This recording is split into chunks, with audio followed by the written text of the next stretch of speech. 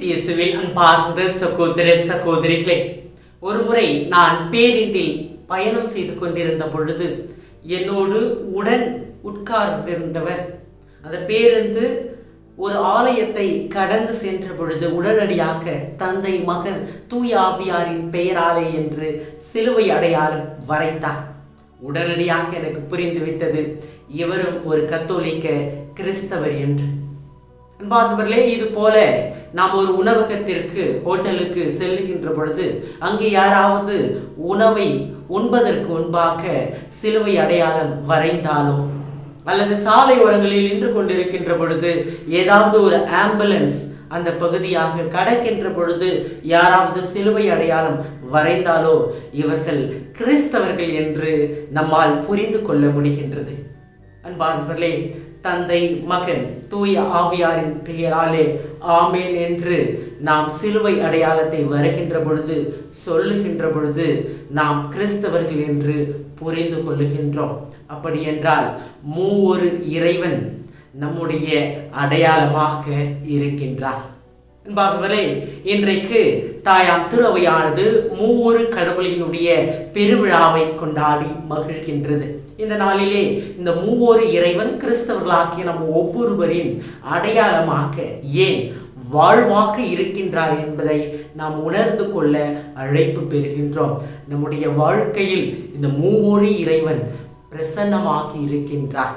இதை நாம் இந்த நாளிலே உணர்வதற்கு அழைப்பு பெறுகின்றோம்.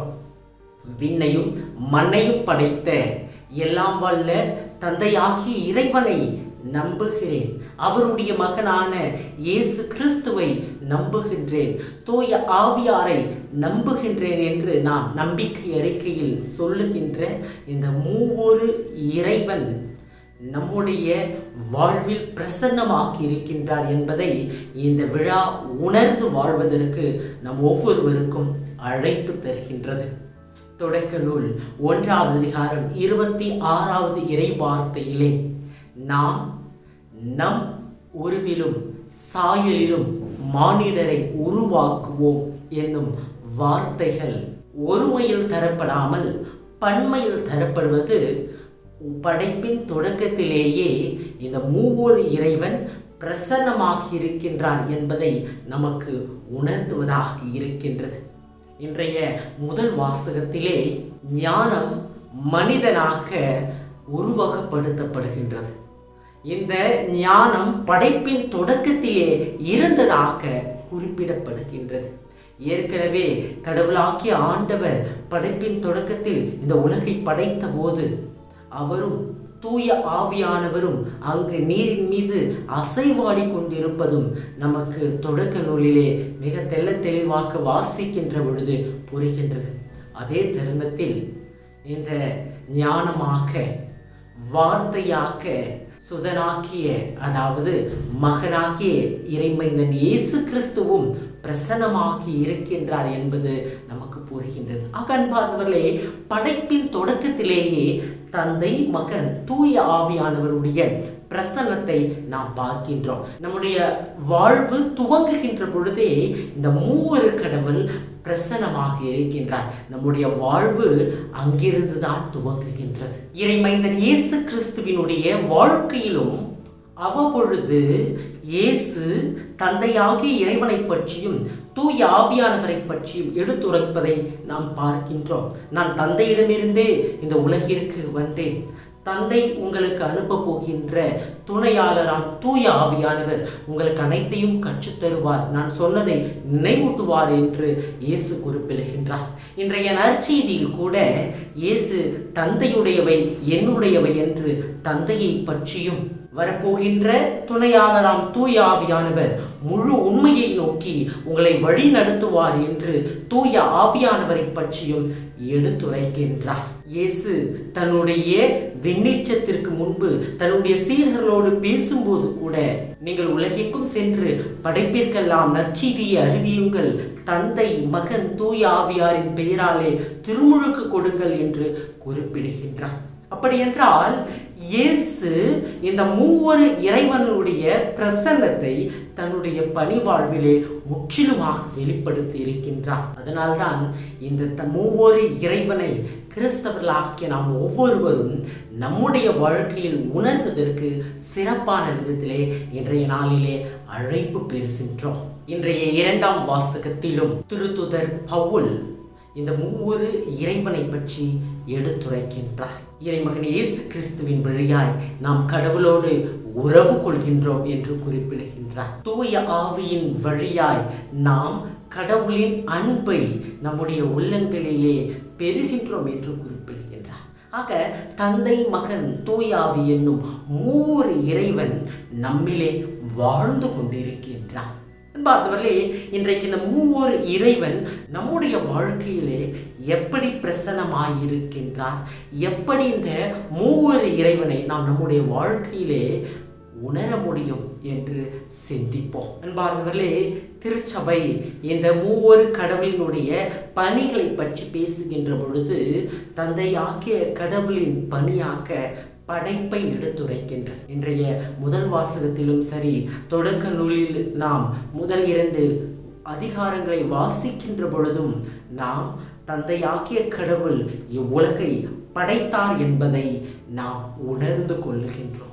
அன்பார்ந்தவர்களே, ஒவ்வொரு நாளும் நாம் எழுகின்ற பொழுது, சூரிய ஒளியை பார்க்கின்ற பொழுது, அந்த சூரிய ஒளியினுடைய வெப்பத்தை நம்மிலே உணர்கின்ற பொழுது, இந்த காற்றை சுவாசிக்கின்ற பொழுது ஆண்டவர் படைத்தவர் நம்மிலே செயலாற்றி கொண்டிருக்கின்றார்.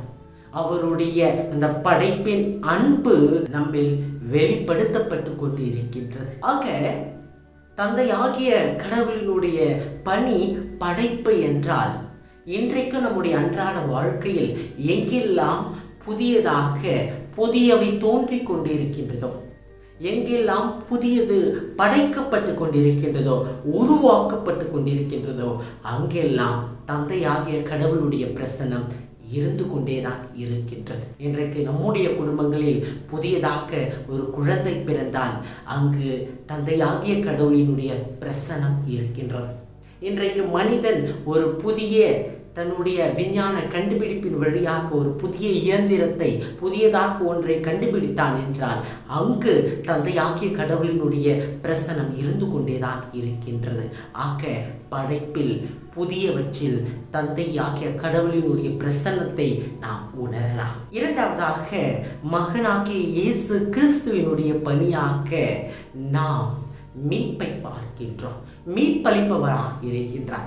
தந்தையாகிய இறைவனுடைய வார்த்தைகளுக்கு கீழ்ப்படிந்து அவர் இந்த மண்ணுலகில் பிறந்து இந்த மனித குலத்திற்காக தன் உயிரையே கொடுத்து அவர் மீட்பை வழங்கி இருக்கின்றார். இந்த மானிட உலகில் இயேசு பிறந்தது, தன்னுடைய உயிரை அர்ப்பணித்தது இந்த மீட்பிற்காக. ஆக இன்றைக்கு நம்முடைய அன்றாட வாழ்க்கையிலும் நாம் நம்முடைய பாவங்களிலிருந்து விடுதலை பெறுவதற்காக இறைவனிடம் மன்னிப்பு பெறுகின்ற பொழுதெல்லாம் அங்கு இயேசுவினுடைய பிரசன்னம் இருக்கின்றது. நாம் பாவ சங்கீர்த்தனம் செய்து பாவ மன்னிப்பை பெறுகின்ற பொழுதெல்லாம் அங்கு இயேசுவினுடைய மீட்பு வெளிப்படுகின்றது. நம்முடைய பாவ வாழ்க்கையிலிருந்து, அடிமைத்தனங்களிலிருந்து மீண்டு புதிய மனிதனாக நாம் வருகின்ற பொழுதெல்லாம், விடுதலை பெறுகின்ற பொழுதெல்லாம், பழையதிலிருந்து புதியதை நோக்கி செல்கின்ற பொழுதெல்லாம் அங்கு இயேசுவினுடைய மீட்பு வெளிப்படுகின்றது.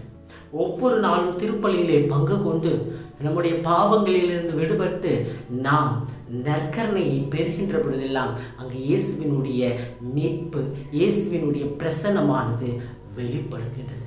ஆக மீட்பில், விடுதலையில், பாவ மன்னிப்பில் இயேசுவினுடைய பிரசன்னத்தை நாம் நம்முடைய வாழ்க்கையிலே உணரலாம். மூன்றாவதாக, தூய ஆவியானவர். தூய ஆவியானவர் தூய்மைப்படுத்தும் பணியை, வழிநடத்தும் பணியை செய்கின்றார்.